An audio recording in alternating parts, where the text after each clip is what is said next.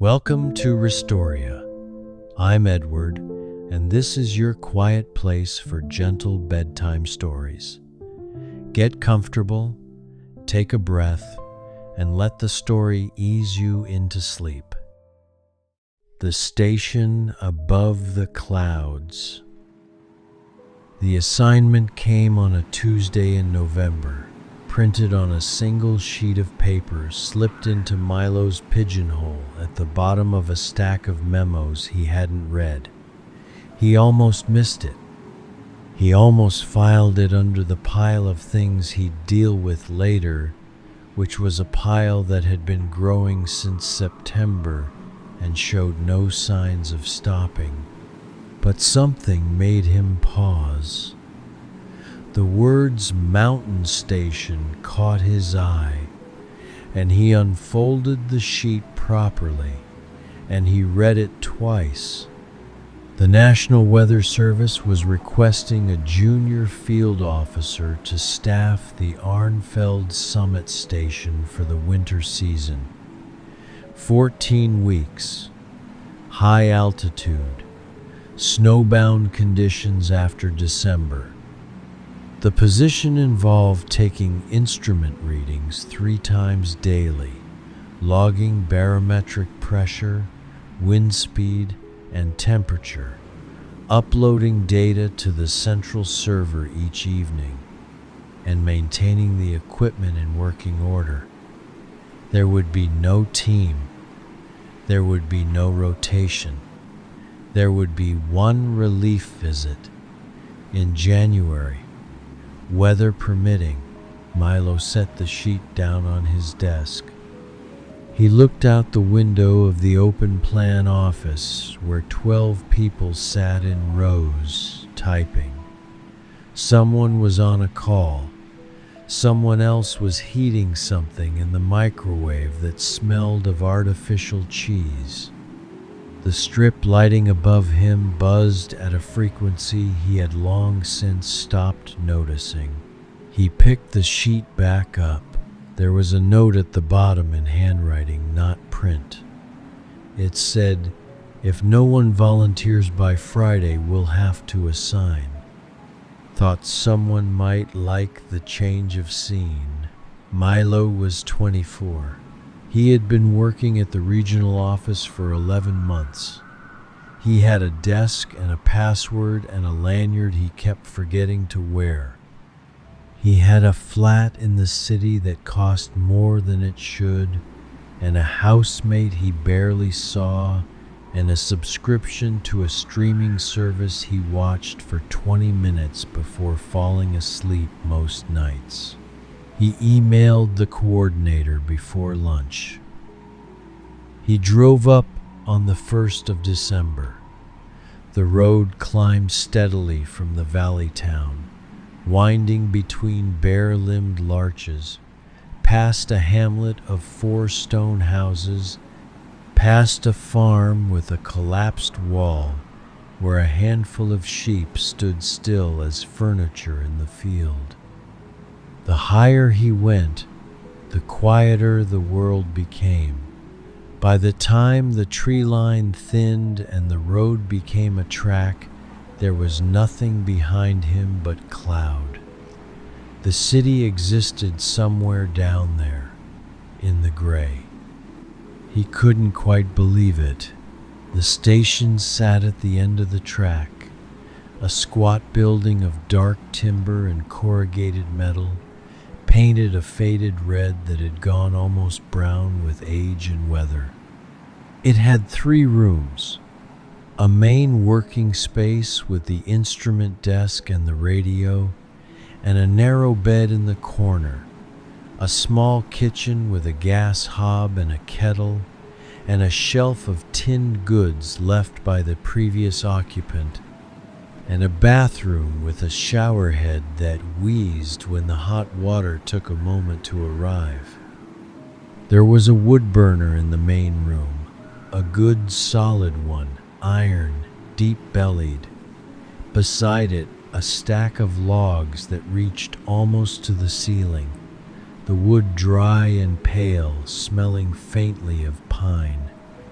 Outside, at intervals around the building, were the instruments. The anemometer turning freely in the cold air, the barometric gauge in its white louvered box on the south wall, the precipitation collector, the thermometer array on its post. Milo had been trained on all of them. He knew what to do. He stood in the doorway for a moment, looking at them, then looked up at the sky. It was pale and enormous. The kind of sky you forget exists when you live under rooftops and overpasses and the permanent amber glow of a city at night. He stood in the cold until his ears began to ache, and then he went inside and lit the wood burner with the matches left on the sill and unpacked his bag and put the kettle on and began. The first week was harder than he expected, not because anything went wrong. Nothing went wrong. The instruments worked, the radio worked, the data uploaded each evening without complaint. The routines were simple, and the equipment required almost no maintenance in those early days. The hard part was the quiet. He hadn't understood quiet before. He'd thought he had. He'd used the word plenty of times. He'd looked forward to it on busy days. He'd complained of the opposite. But the quiet at the summit station was a different thing entirely. It had texture, weight. At night it was so complete that he could hear the blood moving in his own ears, a faint, rushing sound he had never noticed before and which took several nights to stop troubling him. During the day, when the wind was low, the only sounds were the turning of the anemometer and the occasional creak of the roof as the temperature shifted, and sometimes, far below, the very faint and very distant sound of something that might have been a vehicle on the track. He texted people more than he expected to. His mum, his friend Declan from university, who worked in insurance now and complained about it constantly. A girl named Rosa he hadn't spoken to since summer, mostly because he hadn't known what to say, and because up here it seemed simpler somehow, easier to reach across the distance without the noise of the city making everything feel weighted. He didn't have much to report, so he mostly sent pictures. The view from the door at sunrise, pale and vast. The frost patterns on the window glass, branching like ferns across the pane. The thermometer reading at -11 on a Wednesday morning. People replied with short, warm messages. Nice one. Wild. Stay warm. And then the silence came back, and he was alone in it again. By the end of the first week, he'd read 1.5 books, cooked himself 6 proper meals, and gone to bed by 9 every single night. He hadn't done any of those things consistently in years. The readings were taken at 6 in the morning, at noon, and at 6 in the evening. He had been told this was the standard interval, aligned with the regional network's collection schedule. He had been told it as a piece of practical information, something to write in the diary and set a phone alarm for. He hadn't been told how the readings would start to structure his days in a way that felt almost alive. 6 o'clock in the morning meant getting up in the dark. In the first week, this felt brutal. He'd set the alarm and lie there for a moment, resenting it. The cold air at the edge of the duvet, the pitch black outside the window.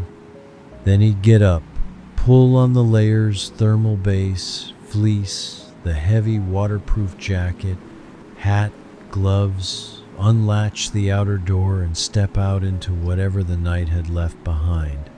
It was different every time. That was the thing he hadn't anticipated. One morning there was ice fog drifting through at eye level, slow and strange, the anemometer barely moving, the world reduced to the few meters around the building and a soft, pale nothingness beyond.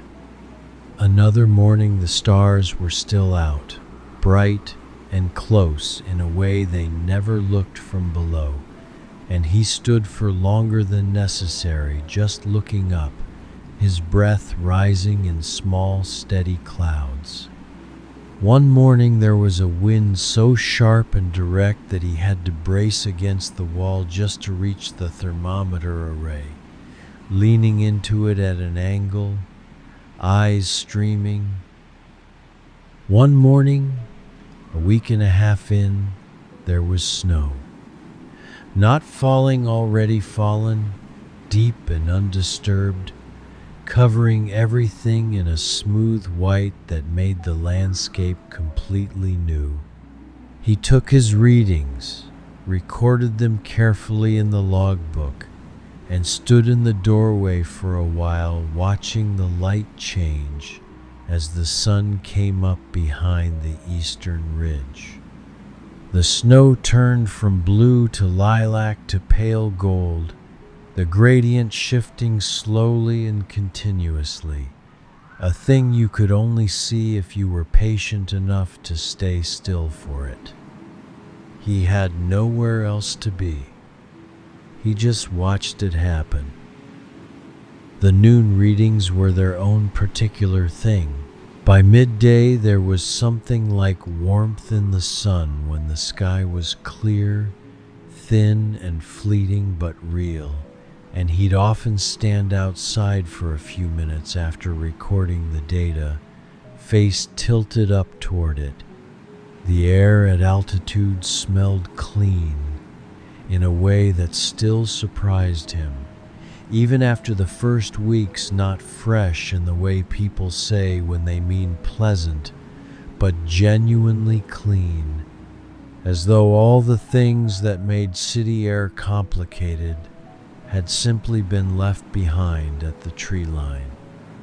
He'd breathe it in on purpose, slowly, the way you drink water when you're very thirsty. He started to enjoy the cold, which surprised him.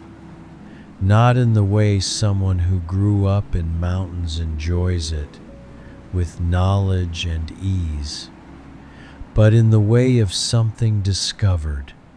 There was a particular satisfaction in being adequately dressed for it, the layers doing their work, and then stepping back inside into the warmth. The contrast, the relief, the way a cup of tea tasted better after 10 minutes in a wind that was trying to take the hat off your head. The 6 o'clock evening reading became his favorite, though he hadn't planned for it to be. By 6, the light had changed completely. In December, 6 o'clock was full dark, and he'd go out with the torch, and his breath would hang in the beam, and the stars would sometimes be very close and very many. In January it was still dark at 6, but the quality of it changed slowly. By the last week of the month, there was the faintest pallor in the western sky, even at 6. A reminder that the sun existed below the horizon and intended to return. He noticed that without really trying to, He was just paying attention. He called his mother on a Sunday evening, standing near the window where the signal was strongest. She asked how he was finding it, really finding it, the way she always asked, with a slight emphasis on the really that meant she was asking the question beneath the question. Fine, he said. Better than fine, actually. It's strange. I thought I'd be bored. And are you? Not as much as I thought. There's something about having things to do at exact times. Like the readings keep the day from going shapeless. I know that sounds daft. It doesn't sound daft, she said. There was a pause. Outside, the wind moved through the dark, making a low sound across the roof. He watched the anemometer blades turning, just visible in the glow from the window. You never liked structure when you were younger, his mother said. Not imposed structure. I know. Maybe this is different because it's the weather that's imposing it. Not a boss or a timetable. He hadn't thought of it that way. He rolled that around for a moment. Yeah, he said. Maybe that's it. Maybe that's exactly it.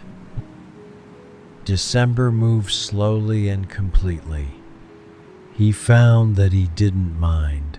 He started paying attention to small things in a way he hadn't since he was a child. The way frost formed differently on the north and south faces of the instrument box. Feathered and intricate on the north side, granular and crystalline on the south. The particular color of the sky in the late afternoon, a thin pressed blue that lasted for maybe 20 minutes before the darkness rolled in from the east. The sound the wood burner made when it was fully loaded and burning steadily, a low, satisfied roar. The feel of the cold through the window glass when he pressed a hand flat against it, the transfer of cold along the palm, an exchange between two temperatures. He began writing things down in a notebook he'd brought along and barely touched in the first week. Not data, he had forms for that, but observations, things that didn't fit into boxes on a spreadsheet. The snow has a different smell before it falls versus after. At very high wind speeds, the anemometer makes a whistling note, almost musical. On still mornings, the silence has a quality like held breath. He didn't know who he was writing them for. Maybe himself. Maybe no one. It didn't seem to matter. The act of writing was its own thing, separate from any audience. It slowed him down a fraction more, made him look twice at what he'd noticed before committing it to the page. One afternoon he spent 20 minutes watching the way light moved across a section of snow between the instrument post and the south wall. The light moved, as light does, steadily and without comment. But there was something about the texture of the surface, the way the crystals caught the low winter sun at certain angles, so that the snow seemed to glow slightly from within for a few minutes around 2 in the afternoon. He watched it. He wrote it down. He felt, very quietly, that this was one of the better uses of an afternoon he could think of. He was logging his noon reading. 1 day overcast, 2 degrees above zero, light westerly at 8 kilometers per hour, when he noticed the barometric pressure had been dropping steadily for 36 hours. Not dramatically, nothing that would trigger an automatic alert, but steadily, persistently, a slow downward trend he could trace across his paper log for the past day and a half, each entry a few points lower than the last. He sat back in his chair and looked at the numbers. Then he looked out the window. He went outside and stood still and felt the air. There was something in it, a particular weight, a softness around the edges that was different from the clean, dry cold of the clear days. He looked to the northwest, where the horizon was gray and closer than usual, the ridgeline obscured by something he couldn't see yet but could feel. He went back inside and radioed the valley station. "Looks like weather coming in," he said. "Pressure's been dropping since yesterday morning. Steady decline." The voice on the other end, a woman named Agata who ran the coordination desk 3 days a week, asked for the figures. He gave them. There was a pause, the sound of something being typed. "We'll flag it," she said. "Good catch. How are you up there?" "Getting on," he said. "Settling in, I think." She laughed, a short, warm sound. "It takes a few weeks," she said. "Most people find that. Has anyone else done this posting? The winter solo one?" "A few. It's not common. Most people don't want it. And the ones who do?" Another pause, shorter. "They tend to come back different," she said. "In good ways, usually." He thought about that for a long time after the call ended. He stood by the window and looked at the northwest and watched the gray come slowly closer, and he thought about what it would mean to come back different. The storm arrived 2 days later. He'd been ready, extra wood brought inside, instrument connections checked and tightened, the shutter on the east-facing window latched. He'd cooked a full meal before the wind picked up in earnest. He'd filled the large pot with water and set it near the hob, not because the pipes would freeze, but because being prepared felt right. The wind built through the afternoon, becoming serious by early evening, genuinely loud by 9 at night. The windows whited out with driven snow. The anemometer reading climbed past 60, then 70, then 80 kilometers per hour. He logged it at the 6 o'clock reading, standing at the outer door for only as long as it took to record the numbers, the wind shoving against him with something that felt almost personal. And then he came back inside and latched the door and stood for a moment in the warmth. He put another log on the fire. He made tea. He sat with his notebook and listened to the building in the storm. He wasn't afraid. That surprised him. He'd expected fear, or at least the low hum of anxiety that lived in his chest in most situations he couldn't control. But what he felt instead was something more like clarity. The storm was a fact. The building was solid. The fire was hot. There was nothing to worry about, and so he didn't. He read until midnight. He went to sleep to the sound of the wind. By morning, the storm had passed and left behind it 4 feet of new snow.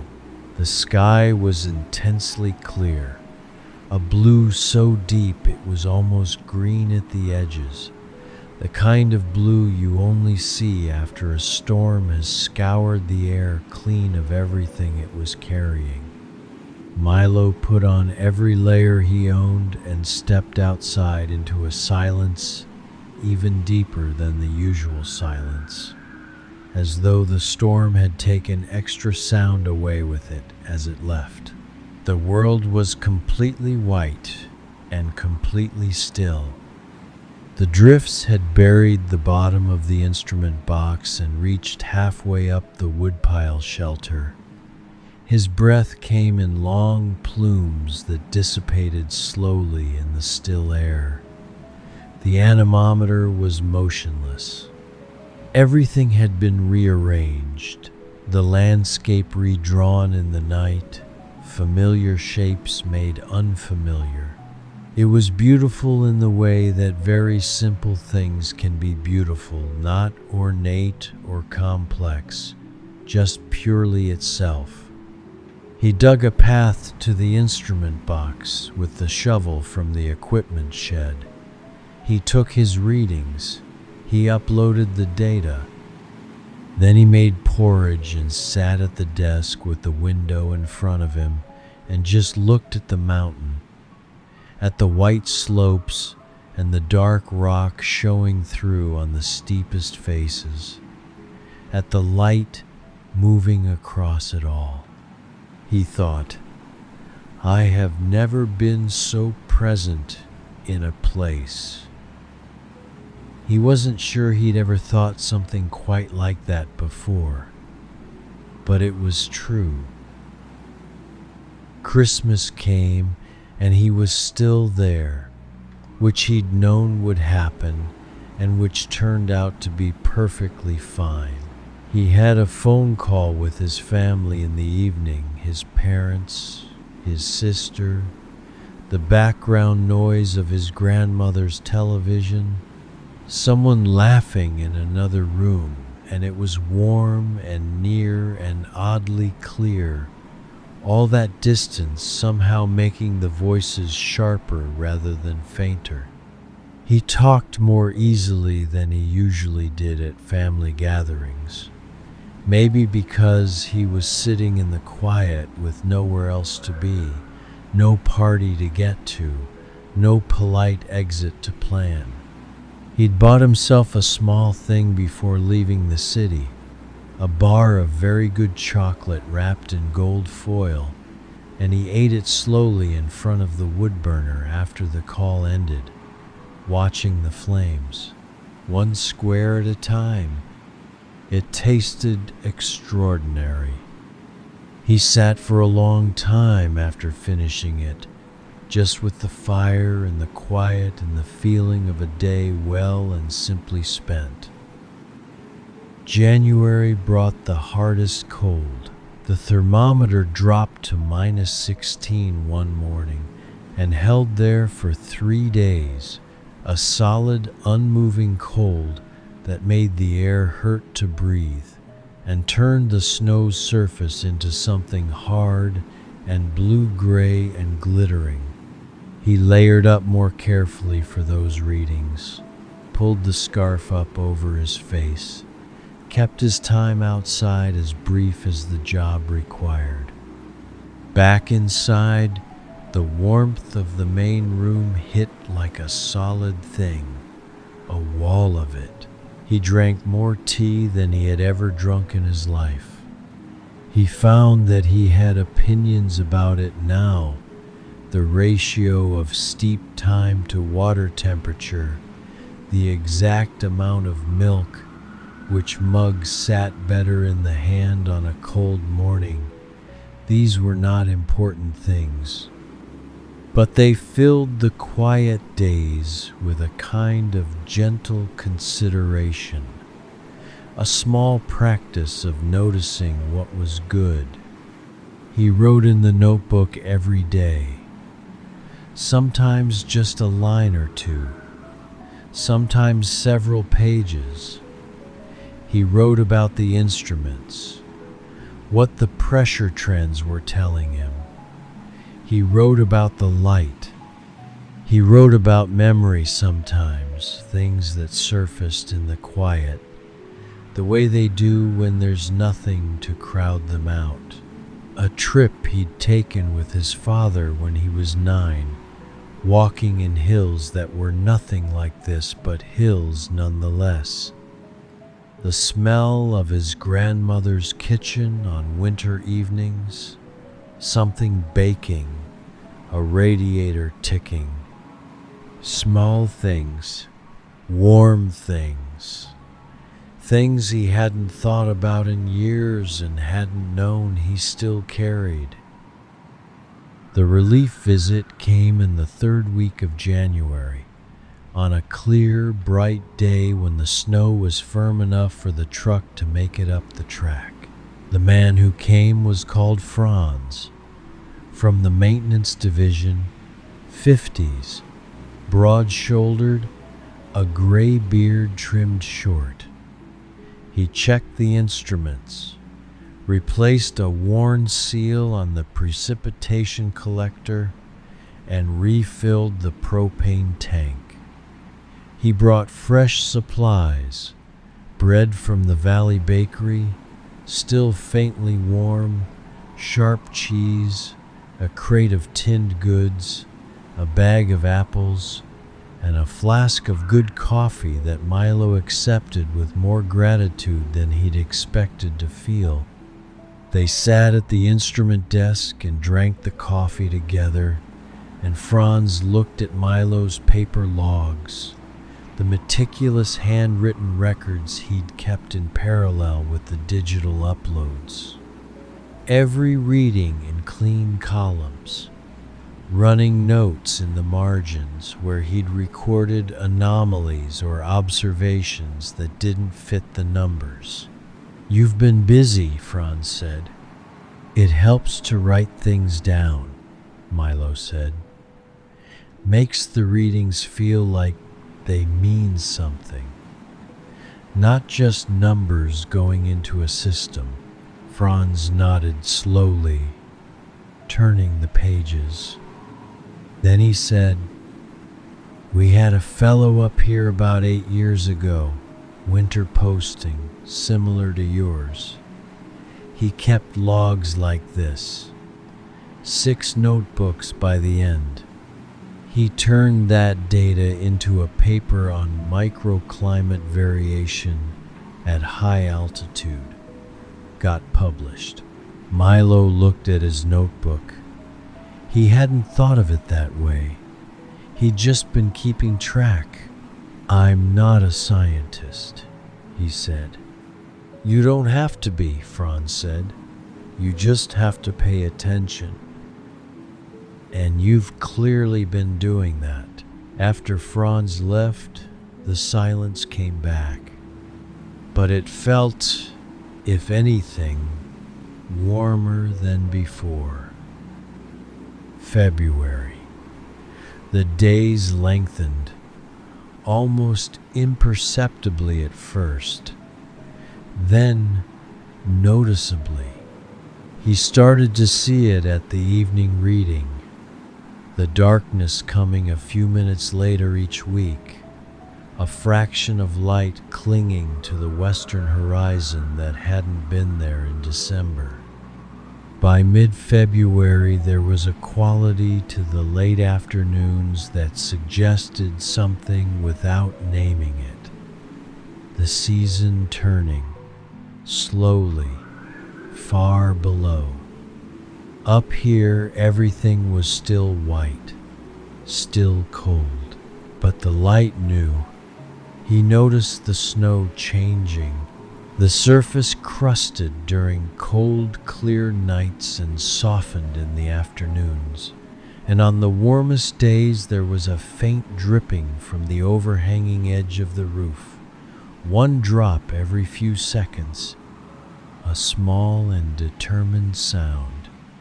He started recording it in the notebook. The first drip of the day, what time it began, how long it continued. The data went nowhere. He just wanted to have it. He wrote a letter to Declan at one point, an actual letter on paper, because he'd found a pad of it in the desk drawer, and because the idea of putting words on paper and folding it and sealing it felt right in a way that messages on a screen didn't. Somehow, up here, he wrote about the instruments and about the cold and about the nights and the particular quality of the silence. He wasn't sure Declan would know what to do with it. He sent it anyway at the relief visit, tucked in with a request for Franz to post it in the valley. He imagined it arriving at Declan's flat, the paper slightly creased, the handwriting slightly uneven from where his hand had been cold. He hoped it would make Declan look up from his screen for a moment and think about somewhere else. He'd filled 2 notebooks. He started a 3rd. He'd taken hundreds of photographs, not for posting anywhere, but just because he wanted the record, the light on the snow at different times of day, the frost configurations on the window glass on different mornings, the anemometer against a dozen different kinds of sky. He'd read 4 books slowly and properly, in a way that meant he could still tell you what happened in all of them. He'd slept deeply, the body resetting in the cold and the quiet, the sleep of someone doing physical work and breathing clean air and going to bed at a reasonable time because there was no particular reason not to. There was an afternoon in mid-February when he sat outside on the bench with a cup of coffee for nearly an hour, watching clouds move over the summit to the north. They were not dramatic clouds. They were high and thin and moving steadily, the kind of clouds you'd pass over on a weather map without comment. But up here he could see the actual movement of them, the way they shifted and thinned at the edges, the light changing through them. He watched them and thought nothing in particular, which was a thing he was learning to do, to let the mind go quiet without filling it, to just look at a thing and let it be a thing. He had always thought of himself as a restless person. He'd thought it was just his nature, the way some people are wired, always wanting the next thing, finding stillness, uncomfortable, needing input. He was not sure anymore whether that had been his nature or whether it had been the environment. The city asked for restlessness. It rewarded it. It made stillness feel like falling behind. Up here, there was nothing to fall behind. The clouds moved, the pressure shifted, the temperature rose and fell by its own logic, and he just recorded it. That was all. He thought sometimes about the city, about the rows of desks, the fluorescent hum. He didn't think about it with longing, and he didn't think about it with dread.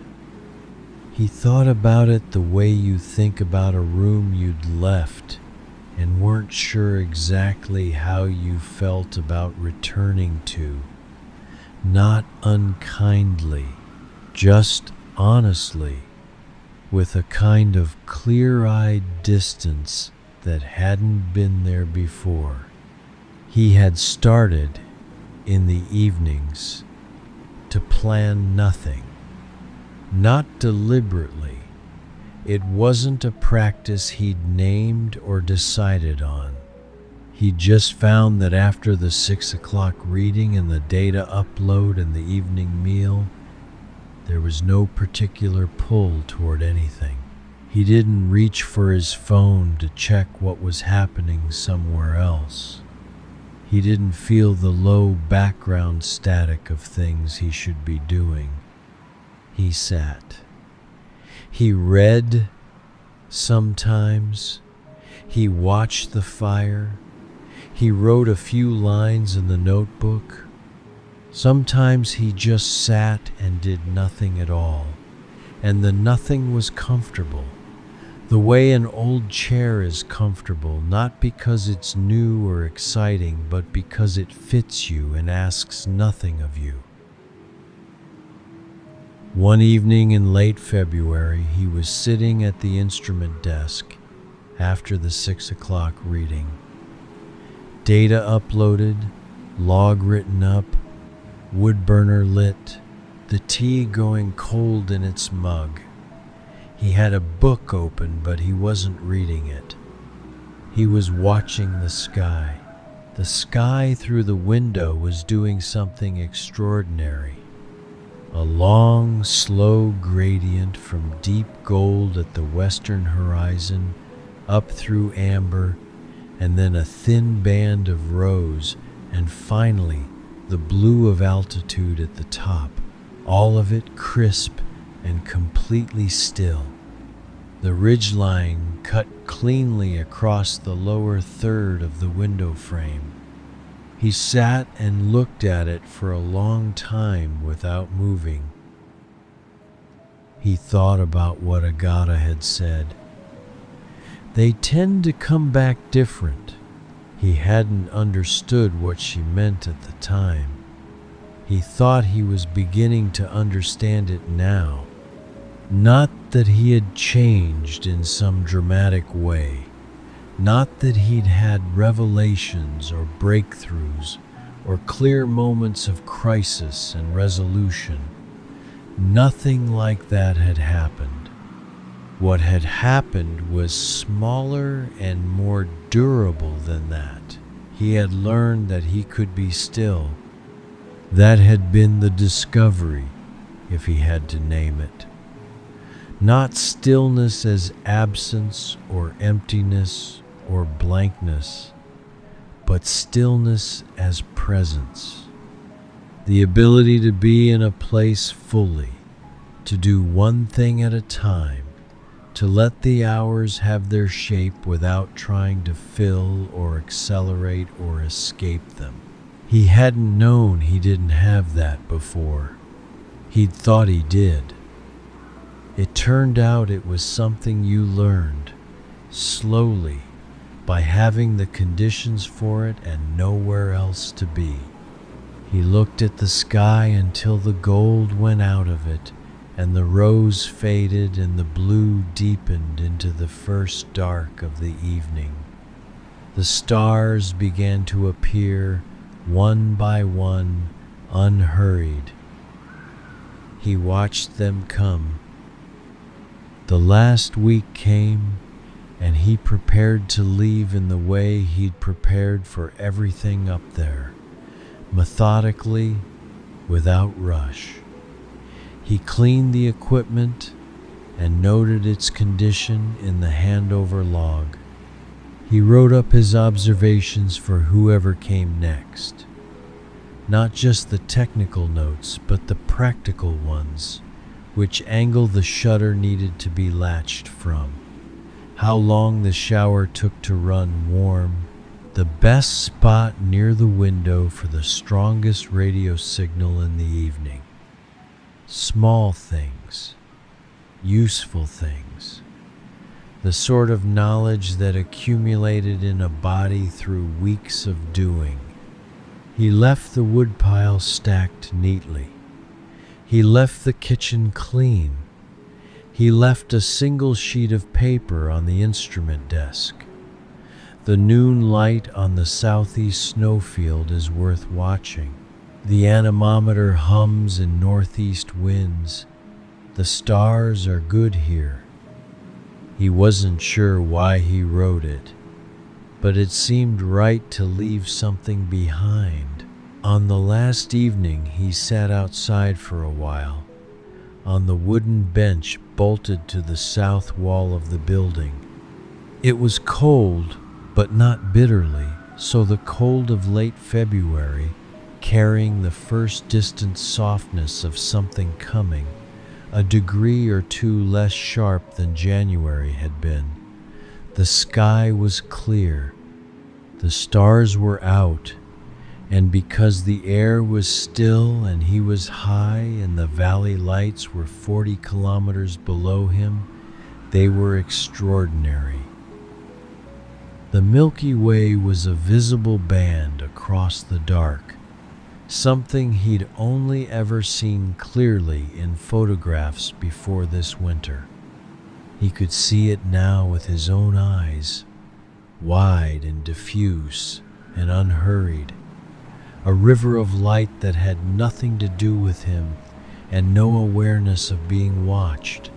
He sat and looked at it and felt something that didn't have a clean name. It wasn't sadness, though there was something of that in it, the slight ache of a thing coming to its end. It wasn't happiness exactly, though there was that too, the satisfaction of having done something fully. It was more like the feeling of a thing being complete, a task finished, a season lived at the right pace. The particular quiet satisfaction of having been somewhere properly, having paid attention, having let the time be what it was. He'd been given something up here. The assignment, the altitude, the cold, the readings at 6 and noon and 6, the silence that he'd fought at first and then stopped fighting, the notebook filling with observations that would never amount to anything except a record of a person paying close attention to where they were. He hadn't expected any of it, and he hadn't asked for it, but he thought he would keep it carefully.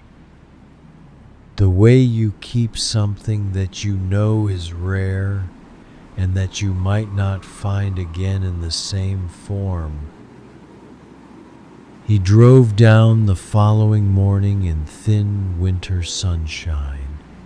The road wound back through the larches, their branches bare against a pale sky, past the hamlet of 4 houses, smoke rising from 2 of the chimneys, past the farm where the sheep stood exactly where they'd been when he drove up in December, unchanged and unhurried, unimpressed by the winter that had passed while they stood there. He descended into the valley town and stopped for petrol and a coffee in a paper cup. He stood outside the forecourt for a few minutes, just adjusting. The world was louder down here. Traffic, a dog barking somewhere down a side street, music from the open door of a shop. He wasn't unnerved by it. He was just readjusting, the way you readjust after a long swim when you come back to dry land and your legs find their footing again. It took a minute. Then he was all right. He drove on. The regional office was warm and busy and smelled of the same artificial something it had always smelled of. His manager, a tired-seeming man named Gordon, met him at the door and shook his hand and said the data had been excellent, very consistent and well documented. Milo thanked him. "How was it?" Gordon asked, with the careful phrasing of someone who expects either complaint or a dismissive "I'm fine" and is prepared for both. Milo thought for a moment. "Good," he said. Really good, actually. Quiet, Gordon nodded, as though that said enough. Maybe it did. He sat down at his desk. The strip lighting buzzed. Someone on the far side of the room was heating something that smelled of artificial cheese. His pigeonhole had a small stack of memos in it, more than he could address today. He set his bag down and opened his notebook to the last page with writing on it. The final entry from the previous evening: pressure steady at 1012, wind calm, temperature -4, stars bright, sky clear. He read it once. Then he closed the notebook and put it in his top drawer, carefully, not tucked under anything, and turned his chair toward the window. Outside, the city moved in its constant and indifferent way.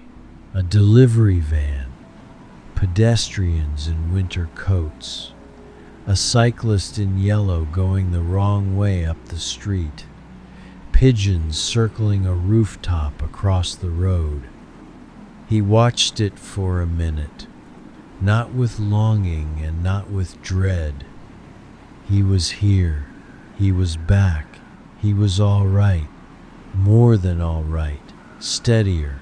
Something in him had been set more squarely on its base, and he thought it might stay that way, or at least last longer than he expected.